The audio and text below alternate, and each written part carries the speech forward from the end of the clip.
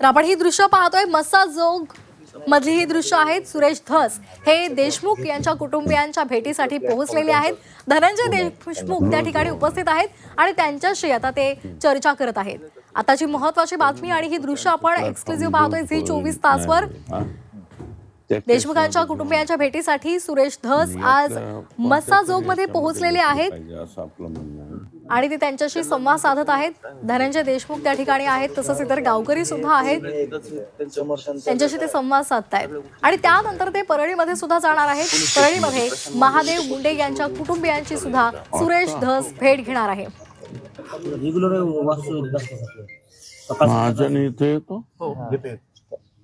कशाला पोलीस स्टेशनच्या बाहेर येतो। पोलीस स्टेशन मध्ये राजेश पाटील पण येतो। पोलीस स्टेशन मध्ये आलता गीते म्हणून जो कॉन्स्टेबल येतं त्यांच्या कॉम्प्युटरवर बसून ते टाईप करत होता। आपल्याच प्रकरणामध्ये टायपिंग चालू होते। 9 तारखेला संध्याकाळी आम्ही हे आरोपी पकडले असं ते चालू होतं। संध्याकाळी 8:30 पाऊण 9 दरम्यान होता।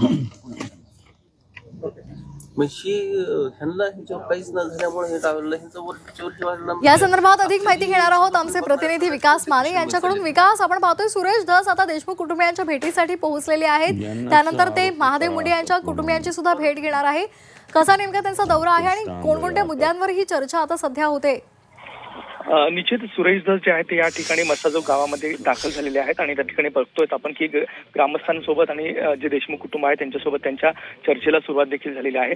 या ठिकाणी आपण प्रामुख्याने पाहू शकतो की मस्साजोग ग्रामस्थांची एक आग्रही मागणी आहे, जी म्हणजे कृष्णा आंधळे जो आजही फरार आहे त्याला तात्काळ अटक केली जावी आणि त्याबरोबरच यातील जे काही दोषी पोलीस अधिकारी असतील त्यांना सह आरोपी केलं जावं, अशी प्रमुख मागणी जी आहे ती सध्या ग्रामस्थांच्या वतीनं केली जात आहे। काल या ठिकाणी मनोज जरांगे पाटील यांनी भेट दिल्याच्या नंतर आज सुरेश धस यांची ही भेट होताना आपल्याला पाहायला मिळत आहे। या ठिकाणी ग्रामस्थ जे आहेत ते देखील हजर असल्याचं दिसून येत आहे आणि एकंदरीतच आता ते ग्रामस्थांशी चर्चा करतायत।